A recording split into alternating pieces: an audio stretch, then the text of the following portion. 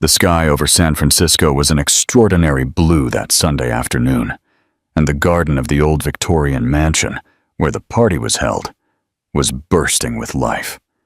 Colorful balloons adorned the fruit trees, the scent of grilled meat mingled with fresh flowers, and the sound of children's laughter echoed against the century-old walls. For any ordinary person, it would have been an enchanting scene. For Sebastian Reed, however, it was just another social obligation he would rather avoid. He wore a light linen suit, more out of habit than necessity, and kept his distance from the hustle and bustle with a glass of sparkling water in his hand, his eyes fixed on his phone. Daniel Brooks, his business partner and old friend from Harvard, had insisted he attend his son, Matthew's 5th birthday. "It will do you good to get out of your bubble," he had said. Sebastian didn't see how watching tired adults socializing while their children ran wild would contribute to his emotional well-being. But there he was, sitting in a wicker chair in the shade of a large oak tree, answering business emails as if time had no right to stop, not even on a Sunday. It was then that he heard it, a laugh, soft, almost musical, that cut through the air like a memory. Sebastian looked up, and for a second, he thought he was imagining things. But no, just a few feet away, near the cake table, was Isabel. She was no longer the young art teacher he had once dreamed a life with, but a woman, poised and mature, with the same light in her eyes, and her light brown hair now longer, falling in natural waves over her shoulders. She wore a simple sky blue dress that contrasted with her light olive skin, making her honey-colored eyes seem even brighter. Sebastian felt his stomach tighten, as if he had been hit by an invisible blow. But the real impact came seconds later. 2 little girls ran around the table laughing. They looked about 5 years old, maybe a little less. They were identical twins, intense green eyes, slightly aquiline noses, firm chins, a living mirror of Sebastian's own childhood. He rose slowly, as if his feet weighed more than they could bear. The girls hid behind Isabel, who smiled patiently and said, "Amelia, Chloe, be careful with the flower pots." The names entered Sebastian's ears like echoes of a life he never lived. It was at that instant that he knew. The math was cruel and precise. The girls had been born just a few months after the abrupt breakup between him and Isabel. The ending he had imposed without explanation, pressured by his mother and the traditions of the Reed family. The regret that had always haunted his thoughts now took shape in 2 small, carefree lives running through the garden. His daughters, whose existence he had never known. Isabel finally saw him. Their gazes met for a long, silent few seconds. There was no hatred in her eyes, but a serene firmness that took his breath away. She didn't approach him, nor did she avoid him. She simply looked at him with the tranquility of someone who had faced this moment 1,000 times, alone. Julian, on the other hand, felt the world spinning around him. He sat down again, still in shock, watching the girls play. It was as if every one of their movements tore a piece of his unresolved past from within. With every laugh, a new pang of guilt. With every step, a memory of what could have been. His fingers trembled as he tried to type a message to Daniel, but he deleted it. There were no words. Suddenly, all the contracts signed, the millions earned, and the dinners with ambassadors seemed insignificant. There, in the simplicity of a blue dress and the spontaneity of 2 little girls, he saw everything he had lost, and everything he might, just might, still be able to reclaim. If you were Sebastian, what would your next move be? Would you confront Isabel immediately, or would you retreat to process this life-altering discovery, a past in present form? Sebastian tried to look away, but he couldn't. The girls ran across the lawn with the typical carelessness of childhood, as if the world were only this sunny afternoon and the promise of more cake. Amelia, he soon identified, was the more talkative of the two. She played by jumping between the garden stones, while Chloe, more reserved, drew with a stick in the dirt near a tree. The resemblance to him was overwhelming, almost disturbing. It wasn't just the peculiar green of their eyes, but the way they frowned in concentration, how they smiled with one side of their mouths, and even their haughty way of walking. It was as if his very blood had materialized without any plan or permission. He tried to rationalize. Maybe he was wrong. Maybe he was seeing what he wanted to see. But the math imposed itself again, cold as a scalpel.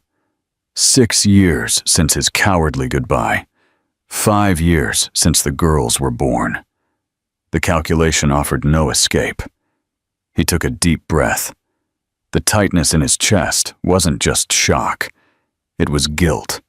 A thick, ancestral guilt that took shape as he watched those innocent lives. How did she do it? The question repeated in his head, but he had no answer. Isabel came from a humble background. She had no social or business connections. How did she do it? How did she raise 2 daughters alone, far from the radar of the press, the Reed family, and even him? Why didn't she say anything? Why did she choose silence over a demand for support? He, who had always believed he had control over everything, now felt completely out of place, like an intruder in his own story. The noise of the party seemed distant. The voices around him turned into a murmur, distorted by the emotional vortex in which Sebastian was submerged. Isabel was now talking with other mothers, naturally. She seemed happy, balanced, as if she had found a path he never knew, and in a way, that hurt more than any accusatory shout. She had moved on with dignity, and he had only remained immobile, frozen in a version of himself that no longer made sense. Amelia approached the dessert table, and in a spontaneous gesture, she took a decorative flower and placed it behind her sister's ear. Chloe smiled, and they both burst into laughter. The gesture made Sebastian remember an old photo of himself at age 6, doing the exact same thing with his cousin. The memory hit him like a lightning bolt, clear, vivid, impossible to ignore. That wasn't a coincidence. It was DNA. Sebastian got up slowly, still hesitant. He took a few steps toward the group where Isabel was, but he faltered. A part of him wanted to confront her immediately, to demand an explanation. The other part, the quieter but infinitely stronger one, knew he had no right. He had made the decision. He had walked away, and now he was facing the consequences. Isabel saw him approaching. She straightened her body slightly, but didn't move. The girls, curious, turned to look at him. "Who are you?" Amelia asked, her head tilted slightly. Her voice was sharp, firm, and charming. Sebastian was speechless. His throat went dry. The words simply wouldn't come out. It was as if time had left him without a vocabulary, without an emotional framework. "An old friend," Isabel answered for him, her voice a neutral tone that betrayed no emotion. It was a simple phrase, but loaded with meaning. Sebastian felt the impact. An old friend. From the time when he could still be the love of her life, before he became just an uncomfortable memory. The girls went back to their game, carefree. Isabel made a move to leave, but Sebastian gently touched her arm. "Isabel, But she cut him off with a look. "Today is Daniel's son's birthday, Julian. Don't ruin it." And that was all. The simplicity with which she disarmed him was more devastating than any emotional speech. He stood there, frozen, as she walked away with his daughters. On his face, a question echoed without an answer, like an open wound. How was it possible to lose so much without even knowing you had something to lose? A life of glass. Julian didn't sleep that night. He returned home with a lost look and a chest full of questions with no one to ask. For the first time in years, he didn't turn on his laptop, didn't answer pending emails, and didn't touch a single spreadsheet.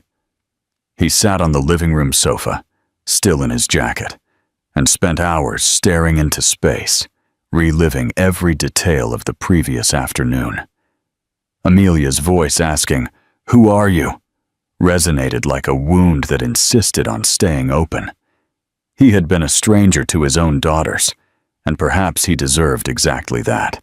The next day, unable to bear the doubt gnawing at his gut, he decided he had to talk to Isabel. He couldn't pretend that nothing had happened. He couldn't go on with his life ignoring the weight of that encounter. He called Daniel and, without explaining much, asked for the contact information of his old friend from the birthday party. Daniel laughed, thinking it was a late-blooming romantic interest, but he passed along the number anyway.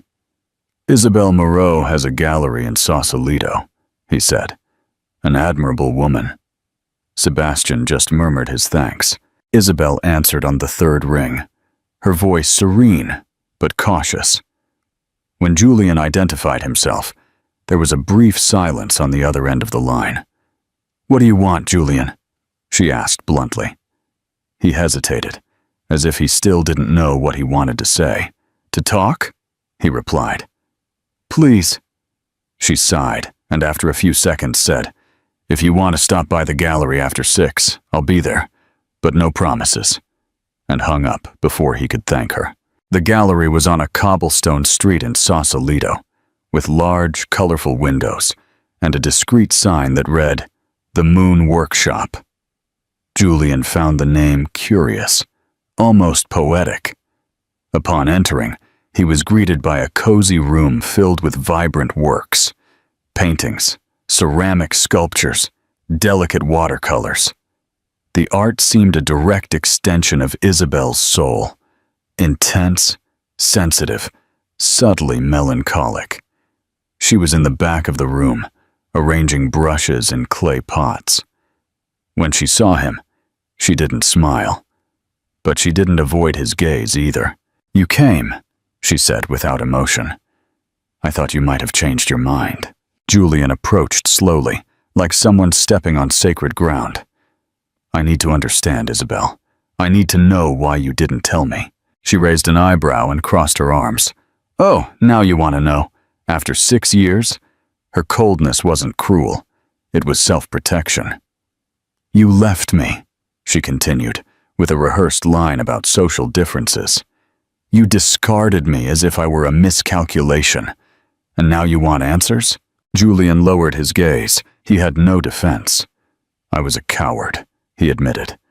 "I was trapped in a structure they taught me not to question." Isabel laughed, a short, humorless laugh. "And you still are, only now you want to play the hero." The silence between them became dense. "I saw the girls," he finally said. "They're mine, aren't they?" Isabel looked at him with firm eyes. "They're mine, Julian, and they always have been. I didn't look for you because I didn't want them to grow up thinking they needed someone who abandoned them before they were even born." The implicit pain in those words cut through him like a knife. At that moment, Amelia and Chloe ran in through the back door, carrying small wildflowers in their hands. Isabel turned to them and smiled as if the world had changed channels. "Look who's here. Do you remember the friend from the birthday party?" The girls looked at Julian with the same innocent curiosity. Chloe hid a little behind her sister. Amelia, more intrepid, took 2 steps forward and asked, "Are you sad?" Julian felt his throat close up. "A little," he answered, "but it's my fault." Isabel gently called the girls, asking them to go wash their hands before dinner. When they left, Julian took a deep breath. "They're extraordinary." Isabel just nodded. "They are, because they grew up far from broken promises." As he watched her walk away with serenity, Julian felt an emptiness begin to take shape within him. It wasn't just the remorse of having lost time. It was the silent grief of a father who arrived too late to his own story. A childhood lost and found, Sebastian's childhood was a succession of gala scenes, private lessons, and formal engagements. From a young age, he knew his name came with a weight. The only child of James Reed and Eleanor Reed, he belonged to one of the most traditional families in the United States. The Reed lineage went back generations, with a constant presence in the society pages long before the invention of color photography. Growing up in that world was like living in a glass castle, beautiful on the outside, but incapable of protecting against internal cracks. At 7, Sebastian was already wearing a tailored suit. At 10, he spoke 3 languages. At 13, he attended a British boarding school in Switzerland, where he learned to hide his emotions with the same efficiency with which he mastered differential equations. There was never any room for vulnerability. "A Reed doesn't cry, Sebastian," Eleanor would tell him when he returned from a frustrated visit to their ranch, asking only for more time with his father. "You have an empire to inherit." James, his father, was the only exception to the hardness of the world he grew up in. An affectionate man, with the scent of light tobacco and an easy laugh, he was the CEO of Reed Holdings, and, at the same time, an incorrigible romantic. On weekends, he would take Sebastian to the ranch, teach him to take care of the horses, to fish, to talk to employees with humility. It was he who once told him, in front of a campfire, that true power was love. But Sebastian was too young to understand. When James died unexpectedly from a heart attack, everything human in Sebastian seemed to die with him. Eleanor took control with coldness, organizing the mourning as if it were a corporate event. She said Julian needed to grow up quickly and put him, at age 18, as an intern at his own holding company. The demand was clear. Every step he took had to be toward greatness. The goal was to make Sebastian not just the heir, but the living symbol of the Reed legacy. "You will be greater than your father," she would repeat. And he believed it, or at least he pretended to. In college, Sebastian learned to master his role. He became the highest-ranked student in his economics program. He got involved in business forums and networked with the children of billionaires and politicians. At every event, he exuded confidence. He smiled for the cameras, gave speeches in auditoriums, and accumulated awards and internship invitations on Wall Street. But there was a silent void, a gap between who he was and what others saw. And that gap grew with every success. When he returned to San Francisco at 20, he was officially named Vice President of Reed Holdings. In less than 5 years, he became president. He modernized the company, expanded into the Caribbean, closed international deals, and appeared on the covers of magazines like Forbes and Fortune. Sebastian Reed was celebrated as the new face of young American power. His impeccable image, Italian suits, Swiss watches, motivational speeches at universities, painted a portrait of absolute success. But it was all a surface. The empire he commanded was as impersonal as the apartment he lived in. Perfect, elegant, and profoundly lonely. At 30, Sebastian had already accumulated more financial achievements than many would in a lifetime. But there was no one waiting for him at home. There was no spontaneous hug, no conversation without an agenda, no genuine laughter. Everything was carefully planned, even his love life. Eleanor handled that with special zeal. Since Sebastian was in his 20s, she had been scouting potential wives, discreet women, with a good name, a solid education, and who know their place, she would say. When she suggested Victoria Sterling, the daughter of a construction magnate, Julian didn't have the strength to object. He was exhausted.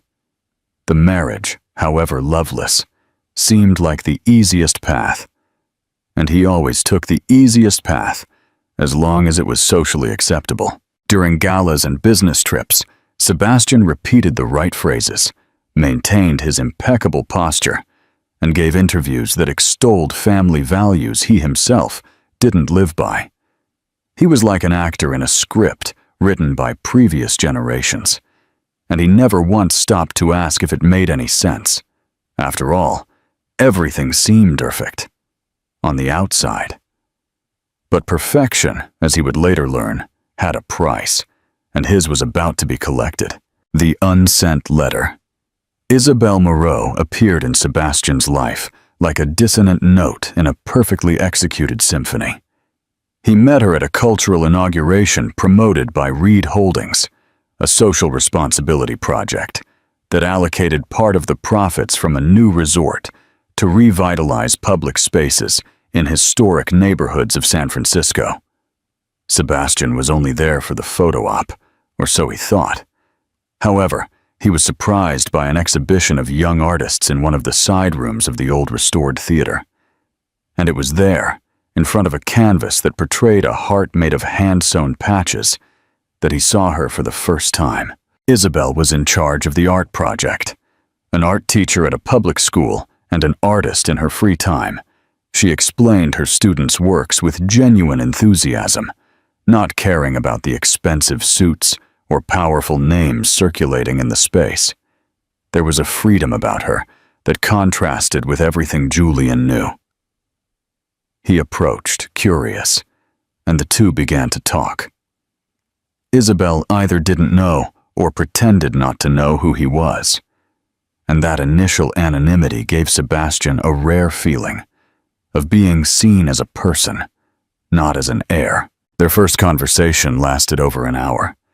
They talked about art, childhood, and the San Francisco that existed far from skyscrapers and cocktails. Sebastian truly laughed for the first time in weeks. She talked with her hands, used unexpected metaphors, and had a sparkle in her eyes that none of the women his mother had chosen ever had. When they said goodbye, he couldn't resist. He took a card from the gallery where Isabelle exhibited and promised to stop by one day. And, surprisingly, he kept his promise. The following meetings were more discreet: dinners in bohemian neighborhoods, visits to the gallery at off hours, walks through museums where she taught him to see details he would never have noticed. Isabelle made him slow down, question, and feel. It was like discovering a life he didn't know was there, on the margins of what defined him. And Sebastian gave in. For the first time, he didn't want to run away from reality. He wanted to immerse himself in it. The problem was the world around them. Isabelle lived in a small apartment in San Francisco, with no doorman, no security. She worked with children from vulnerable communities, didn't wear makeup, didn't frequent beauty salons, and didn't belong to any elite. For Eleanor, she wasn't just unsuitable. She was a threat to the family legacy. When their relationship began to take shape, the objections started pouring in. "She doesn't understand the world we live in," Eleanor would say. "You can't get involved with someone who will never be accepted in the circles we frequent." Sebastian tried to argue, tried to protect what he felt, but he was alone. His partners looked at him with suspicion. The company's advisors whispered their concerns. And even Victoria Sterling, always present at high society parties, seemed to be constantly reminded as the natural choice. Isabelle also felt the weight. She never complained, but there were days when her eyes betrayed a silent sadness. "You're trying to live two lives, Julian," she warned him, not accusingly. "And one of them is always going to swallow the other." Still, he insisted. He would bring her flowers in secret. He would sleep at her apartment on nights of absolute silence. He planned, in secret, a life where no one else had the power to decide for him. The relationship, however, began to crack, not from a lack of love, but from fear. Sebastian hesitated to expose her to his world. He never took her to a company event.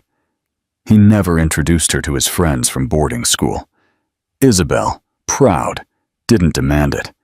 but she felt it. And little by little, the silences between them grew, until, on a cloudy afternoon, she said in a firm but sad voice, "If you have to choose between me and what your mother wants, you've already lost, because love that has to hide doesn't survive." Sebastian didn't answer. He stood there, silent, feeling the weight of her words like a sentence. He knew it wasn't from a lack of feeling. It was reality invading what had once seemed untouchable. And, even with his heart at war, he did what he had been trained to do since he was a child. He chose tradition. The love with Isabel was intense, true, but it was also brief, crushed by the expectations that had always dominated his life.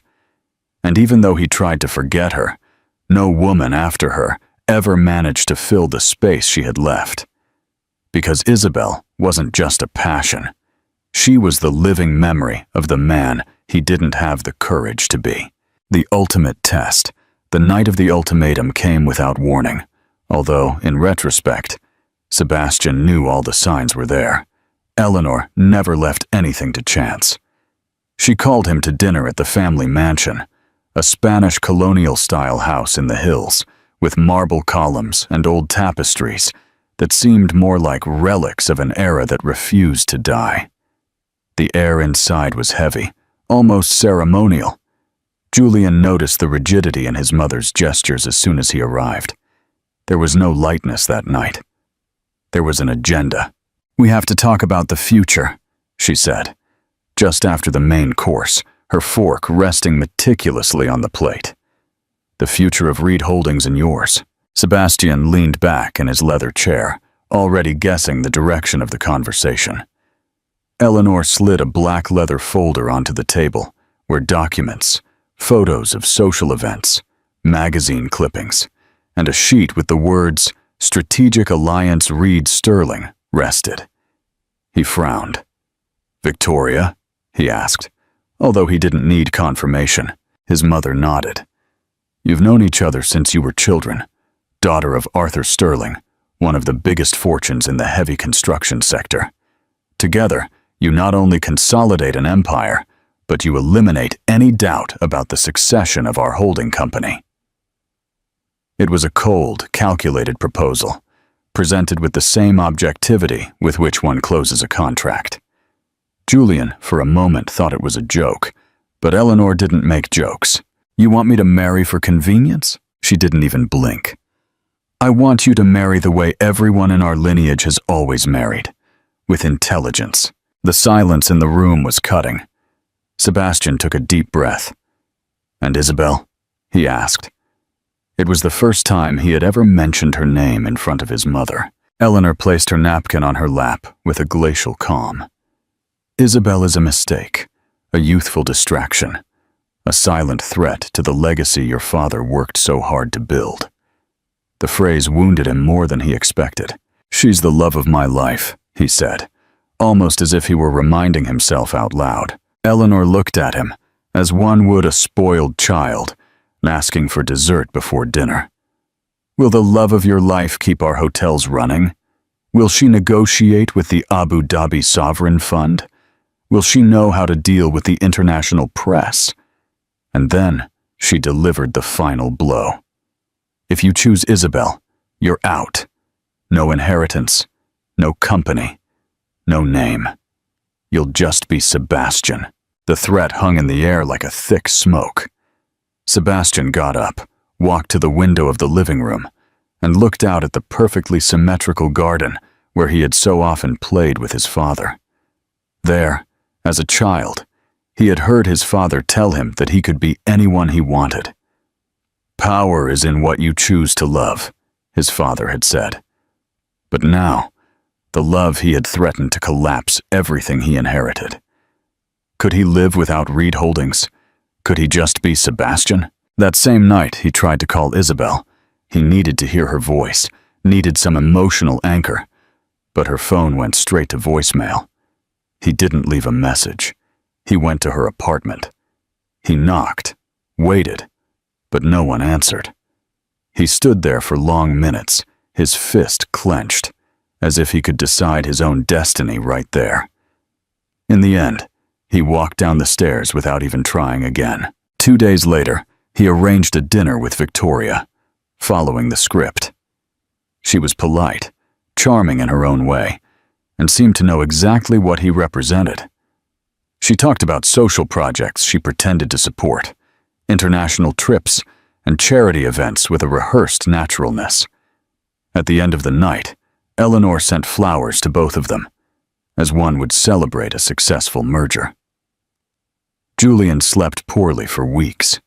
He avoided mirrors.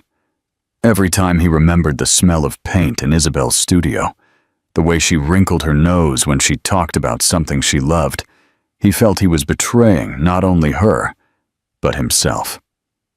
And yet, he went ahead with it. When he finally met with Isabel, he gave her a cold, almost corporate justification. He said their social differences made any future impossible. She didn't cry. She just nodded, bit her lip, and said, "Thank you for at least telling me." But even in that goodbye, Sebastian knew it. He was choosing his inheritance and losing something no amount of money could buy. A different kind of dignity. Julian's marriage to Victoria took place 6 months later. It was a luxurious, televised ceremony with the presence of the American elite and coverage by all the major society magazines. Eleanor smiled, as if she were crowning a king. Victoria, elegant and untouchable, fulfilled her role perfectly. Julian, inside, was numb. He said his vows as if reading a report. He kissed the bride as if closing a contract. The press praised the union of the century. He, however, felt more alone than ever. The first months of the marriage were a farce sustained by social engagements, formal trips, and public appearances. At home, they lived like two strangers. Victoria was cold, methodical, more interested in the holding company's dividends than in her husband. Julian, for his part, plunged even deeper into work, as if he could silence his heart with numbers and expansion goals. Isabel disappeared from his life like a mist that dissipates at dawn. He never saw her again or heard from her. He would sometimes type her name into a search engine, but nothing relevant would appear. He avoided asking Daniel, fearing he would look weak, but the truth was, she remained in his mind like a wound that wouldn't get infected, but also wouldn't heal. 2 years later, Julian and Victoria signed divorce papers. It was a discreet, almost surgical process. There was no scandal or dispute, only a formal, emotionless agreement. Eleanor tried to hide her disappointment. It wasn't enough, after all, she said, as if washing her hands of it. Julian didn't respond. By then, he knew that nothing, not even the failure of the marriage, would bring Isabel back. Alone in his large, silent Beverly Hills apartment, surrounded by corporate trophies and expensive wines, Julian realized what he had done. He had traded a home for a legacy, love for a name, a real life for a public portrait. And the cruelest part was that he had succeeded. He was admired, powerful, and empty. The price of the wrong choice was high, and he paid it in silence every night, with emotional interest that never stopped. The first time Julian gave a gift to Amelia and Chloe, he didn't know whether he should knock on the door or just leave the packages on the porch. He chose the first option, but when she saw him, Isabel maintained a neutral expression. He held out 2 packages timidly. They were illustrated books, chosen after hours of researching children's literature. "I thought they might like them," he said, trying to keep his voice steady. Isabel looked at the gifts and then at him. "You can leave them, thank you." And she closed the door with the same softness with which she had opened it. Julian didn't give up. The following week, he showed up with tickets to an interactive exhibit at the Museum of Modern Art. "There's an installation that projects constellations on the ceiling. I thought they would love it." Isabel listened in silence. The girls, who were playing in the living room, ran to the door. When she saw him, Amelia smiled and waved. Chloe stayed further back, timid. "Hello, Uncle Julian," Amelia said, and Julian's heart jumped. He responded with a hesitant smile. Isabel then looked at her daughters. "Let's talk for a moment, girls." They closed the door, and he was left outside, trying to decipher the tone of the conversation happening behind the wood. When the door opened again, Isabel said, "They want to go. I'm going too." And that was how, for the first time, Julian had the opportunity to spend an afternoon with the three of them, still under surveillance, still with distance, but with a faint hope insinuating itself. At the museum, Amelia pulled his hand with excitement, pointing at the lights on the ceiling. It took Chloe longer to warm up, but by the end of the exhibit, she was sitting beside him, drawing stars on a piece of paper. Isabel, for her part, remained at a distance, always watching, always on alert. She wasn't hostile, just protective. And Julian understood. He knew that this territory wasn't his by automatic right. It was a space he had to earn with respect. In the following days, he sent messages with suggestions for outings, always including Isabel. An afternoon at the zoo, a morning at the movies, a painting workshop. Sometimes Isabel accepted. Other times, she responded with a simple, "Not today." Julian learned not to push. His presence was still too new, and the girls, though receptive, also oscillated between enthusiasm and confusion. In one of their meetings, Amelia asked, with the cutting naturalness of children, "Uncle Julian, why didn't you ever come before?" The question took Julian by surprise. Isabel prepared to interrupt, but he gently raised his hand. He knelt down to the girl's level. "Because I was a fool, and it took me a long time to understand what's important." Amelia seemed to accept the answer. Chloe, in silence, watched him with the analytical eyes that reminded him of his own as a child. Julian began to notice small signs. A drawing in which the girls included him, a spontaneous laugh during a picnic, a voicemail from Amelia telling him about her day. They were crumbs of affection, but to him, they were treasures. However, he realized there was still an invisible wall between him and Isabel. It wasn't made of resentment exactly. It was made of caution. She had learned not to expect anything from him, and now, even with their daughters, she maintained a clear line between the past and the present. One night, after dropping them off at home, Julian told Isabel, "I'd like to take the girls out by myself sometime." Isabel was slow to respond. "They're still getting used to things. So am I." Julian nodded. "I'm not in a hurry. I just don't want to disappear again." She looked at him with tired eyes, but without anger. "We'll see, one step at a time." He left with a conflicting heart. On one hand, he felt closer than ever. On the other, he sensed that his presence was still uncomfortable, that he still carried the shadow of abandonment. But for the first time in years, he didn't feel powerless. He was building something, slowly, with mistakes, but with truth. And he hoped that one day, that would be enough. The hospital, the call came at 7:42 p.m. Julian was in a meeting with foreign investors, discussing a new resort in Cabo. His phone vibrated discreetly on the table. When he saw Isabel's name on the screen, his heart tightened. She rarely called. She preferred quick, direct messages.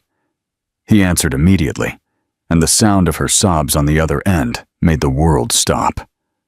"Julian, it's Amelia. She fell. She's at the hospital. It was bad." He didn't ask for details. He got up from his chair without explanation. He walked out of the room, ignoring the astonishment of the executives, and was already calling his driver as he ran down the building's stairs. The drive to the hospital was an eternity of unconnected images. Amelia laughing, drawing, the sound of her laughter echoing in his memory. She's just a little girl. And I was so late. In the emergency room, the smell of alcohol and disinfectant was suffocating. Isabel was at the reception desk, her eyes red, her dress stained with dried blood. She fractured her arm, hit her head. She had a seizure in the ambulance, she explained, her voice trembling. Julian tried to remain calm, but the world was spinning. Where is she now? In observation. They're doing a CT scan. And then, as if exhaustion suddenly crushed her, she sat down and covered her face with her hands. Chloe was also there, huddled in one of the waiting room chairs, hugging a rag doll. Julian approached slowly. "May I?" he asked, holding out his arms. Chloe hesitated, and then she came. She lay down in his lap without saying a word, as if seeking protection in the warmth of the body she was slowly beginning to recognize as her own. Julian ran his fingers through her hair and felt, for the first time, what it was to be a father. Not in theory, but in the rawest, most real practice. The minutes dragged on like centuries. Doctors passed by, nurses came and went, but there was no news. Isabel paced silently, desperate. Julian wanted to hug her, hold her, tell her that everything would be all right, but he didn't dare. Not yet. He just stayed there, with Chloe sleeping in his arms, as if that light weight were, in reality, the greatest responsibility of his life. When the doctor finally appeared, the world stopped again. "She's stable. She'll need surgery on her arm, but there's no apparent brain injury. It was a scare, but she's strong." Isabel collapsed. Julian closed his eyes and felt a tear run down his cheek without warning. For the first time, it wasn't guilt. It was relief. A relief mixed with something even stronger, a feeling of belonging. That night, he didn't leave the hospital. He slept in an uncomfortable chair next to Amelia's bed, with Chloe curled up beside him. Isabel, exhausted, eventually fell asleep too, sitting in a chair with her head resting against the wall. And there, in the silence interrupted only by the beeping of monitors, Julian understood something definitive. He didn't just want to fix the past, he wanted a future with them. The next day, he brought Isabel coffee and flowers for the room, and a new book for Amelia, who woke up still groggy from the anesthesia. When she opened her eyes and saw him, she smiled faintly. "Uncle Julian, you stayed to take care of me." He returned her smile, holding her bandaged hand. "Always, my girl, always." It was in that moment that Isabel looked at him in a different way. There was still pain. There was still resentment. But there was also a beginning, a thread of trust, as thin as a wire, that might, in time, become a bridge. A new chapter in the days that followed Amelia's accident. Julian remained by her side. Not as a polite visitor, but as someone who was finally allowing himself to be part of something bigger than himself. He slept in hospital chairs, heated up soups in a microwave, and read children's stories in a shaky voice. And Isabel, who for years had learned to depend only on herself, for the first time in a long time, didn't have to carry everything alone. Amelia recovered well. Her bandaged arm became a symbol of strength among her school friends. Chloe, more reserved, remained quietly, but constantly by Julian's side. Isabel observed all this with a mixture of wonder and caution. She knew more than anyone that gestures could lie, but she also knew how to recognize when a gesture came from the right place. And everything indicated that this time Julian was speaking with actions, not with promises. One afternoon, after the girls had fallen asleep, exhausted from laughing during a board game, Isabel was making tea in the kitchen, Julian appeared at the door with his shirt sleeves rolled up and a calm expression. "Do you want help?" She looked at him for a second, and then pointed at the cups. "You can pour." Silence filled the space between them. It wasn't hostile. It was laden with the past. When he put the cups on the table, she watched him carefully. "You're different," she said bluntly. Julian took a deep breath. "I think I'm trying to be the man I should have been from the beginning." Isabel nodded. "I see that. And that, Julian, is more frightening than you can imagine." He was silent. Then he said, "Do you know what the hardest part is? It wasn't losing the inheritance. It wasn't facing my mother. It was accepting that I was wrong, that I left you, that I ran away out of fear, and that despite all that, I still love you."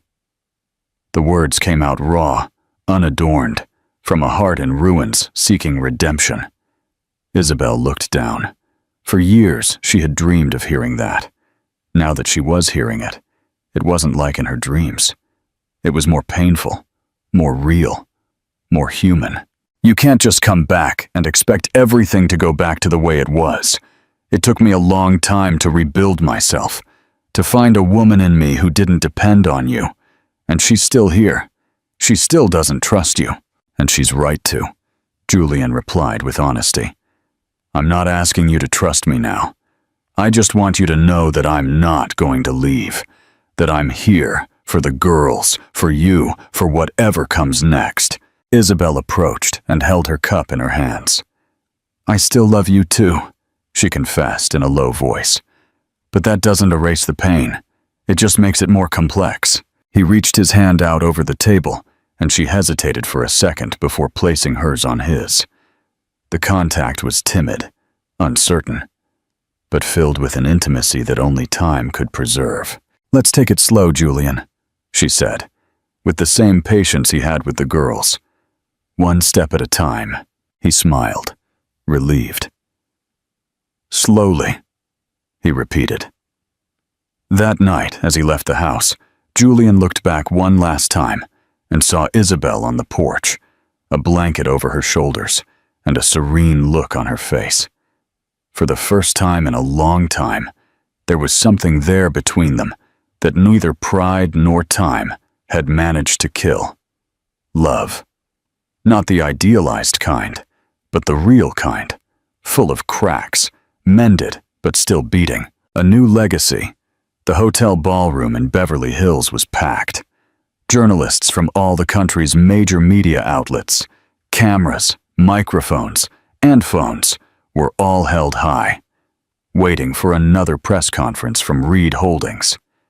The invitation, sent with less than 24 hours' notice, had caused an immediate stir in the business sector. "Extraordinary announcement from President Julian Reed," the statement had read, with no further details. A new international project was expected, perhaps a merger or a foreign stock market entry. No one imagined what was about to happen. Julian walked into the room on time. He wore a dark, impeccable suit, but no tie. His expression was serious but calm. He walked to the podium under the glare of the lights and cleared his throat briefly. "Good afternoon, everyone. Thank you for being here." The first words were formal, but there was a visible emotional weight to his posture. He held a small sheet of paper with some notes, but he didn't look at it. "For many years, I was presented to you as a symbol of continuity and tradition. I was trained to keep the legacy of one of the oldest and most influential families in this country intact. I did it with discipline, with efficiency, but not with truth." There was a slight murmur among the audience. Some reporters exchanged glances. This wasn't his usual tone. "Today, I have not come to announce a business project. I have come to speak as a man, as a father, and as someone who spent too much time trapped in the fear of judgment, and because of that, lost what mattered most." A strategic pause. Julian looked up and fixed his gaze on a point at the back of the room. Isabel was there, discreetly, with her daughters. Chloe held her mother's hand tightly, Amelia, restless, peeked out from behind her blue skirt. 5 years ago, 2 extraordinary girls were born, Amelia and Chloe. My daughters, the daughters of a woman I loved and didn't have the courage to acknowledge, out of cowardice, out of convenience, out of pride. The murmur turned into a commotion. The cameras turned. Flashes went off. Eleanor, sitting in the front row, turned pale. Her eyes were shooting daggers, but Julian didn't look away.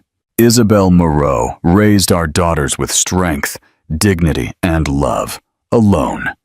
And today, I am here to publicly acknowledge what I should have done a long time ago. My family is over there, he said softly, pointing toward the back of the room. And they are the only ones I want to protect from now on. If this costs me my place in this company, I am at peace. If it costs me my name, so be it. But I will no longer hide who I am or who I love to satisfy social expectations. He looked directly at Isabel. Isabel, I love you, and in front of everyone, I want you to know that. I'm here, not to fix you, but to walk by your side, if there is still a place for me. The room exploded with questions, shouts, and flashes, but Julian heard none of it. His eyes were fixed on Isabel, who was looking at him with tears in her eyes. Amelia, not understanding the gravity of the moment, waved excitedly. Chloe, more serious, just smiled. Eleanor got up abruptly and left without looking back, her heels echoing like thunder on the marble floor. Julian took a deep breath and stepped down from the podium. The crowd followed him with shouts and cameras, but he only saw Isabel. When he reached her, he held out his hand. I don't know if that was enough, but it was honest. Isabel looked at her daughters, and then at him. It was brave, she responded, and without another word, she squeezed his hand. In that instant, between the flashes, the chaos, and the uncertain future, Julian Reed stopped being the perfect heir and became, at last, the man he should have been all along. The beginning of forever. The ceremony took place on a Sunday morning in the small church in Sausalito that Isabel used to pass by every time she took the girls to school. She had always said that if she ever got married, it would be there. Not for luxury, but for its history, its memory. And it was there, between stone walls and simple stained glass windows, that Julian and Isabel said their vows. There was no pomp, no press, no golden invitations, just truth. The flowers were picked from the garden by Amelia and Chloe, and the teary eyes belonged to the few friends who knew how much this union had cost in time, pain, and courage. Amelia and Chloe walked in with white dresses and crowns of daisies. They were the ones who carried the rings, laughing discreetly when Amelia stumbled on the carpet. Chloe, always serious, held her hand. When they reached the altar, Julian knelt in front of them. "Thank you for teaching me how to be a better man," he whispered. The girls smiled, hugging him. Isabel, at the top of the steps, wiped away a tear that wasn't from sadness. It was from relief. After the ceremony, there was a lunch in the garden of their new home, in the quiet, tree-lined neighborhood Isabel had chosen. It wasn't a palace, it was a home, a duplex house with light-colored walls, the smell of fresh bread, children's artwork hung in the hallway, and a terrace where Julian would often sit and read with Chloe in his lap, while Amelia drew entire worlds with crayons. Isabel, with her belly already showing from their third pregnancy, was smiling more than ever.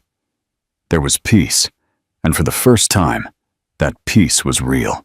Julian had sold his Beverly Hills penthouse and bought a ranch on the outskirts of Napa, where they spent weekends. It was the same place where he had learned to ride horses with his father.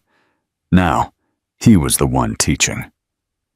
Amelia, fearless, soon wanted to gallop alone. Chloe preferred to walk slowly, stroking the animal's mane before getting on. Julian would calmly accompany them both, laughing when Amelia did improvised tricks and listening attentively when Chloe shared secrets that she only shared with the horses. The ranch became their refuge.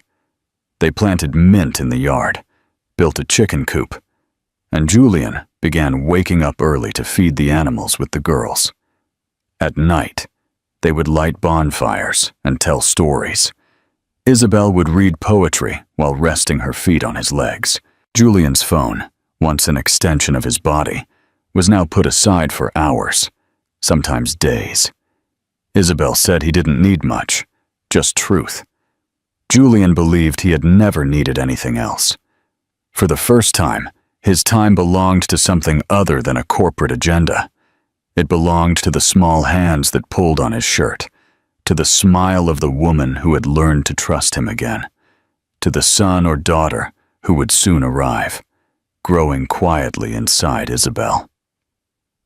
Eleanor did not attend the wedding, nor did she send a message. But weeks later, Julian received an envelope with a single photo. Him as a child on the ranch, on a horse, with his father smiling in the background. On the back, a handwritten note. Your father would be proud. There was no signature, but none was needed. On the porch of the ranch, on a golden autumn afternoon, Julian watched his daughters run across the field. Isabel, laughing, held up the hem of her dress so as not to trip on the tall grass. He, with a cup of coffee in his hands and a light heart, smiled. Not the rehearsed smile from magazine covers, but a smile full of peace, freedom, and love. Because he finally understood. The greatest legacy he could leave behind wasn't a multi-million-dollar holding company. It was the courage to love, even after making a mistake. And time, in the end, had given him a second chance. He wasn't going to let it slip away. What do you think is the most profound lesson Sebastian learned? If you enjoyed this story, feel free to share your thoughts in the comments below.